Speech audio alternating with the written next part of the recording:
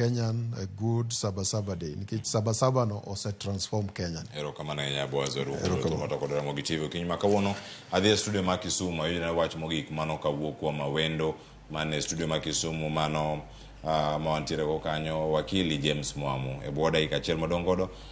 koro mondo mi wadonje sa mar pado manyien wach mari mogik. Amedo mana siro wach ma osiepna kendo wadwa no wach ni kiny ni ng'anyo en ratiro mar ja Kenya nyalo dhi e pap kendo ng'anyo kendo wacho ni gima kama ok wadwar to seche mag ng'anyo ing'eni an manyo jachung' ne nyithindo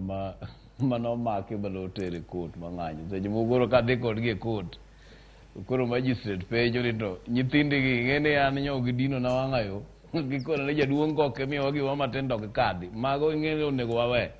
nikech seche moko jok madhi miyo gi bon be ma seche moko gitimo tim maricho maratari to jo police bonego ore nikech nyochi neno kata ka jo France kujo chong'anyo ji igoyo police gi kite mok berber kendo gineno gi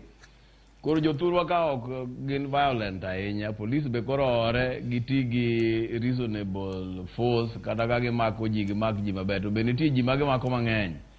magitere court kata vitere police station mane wuotha maloso weche mag ohala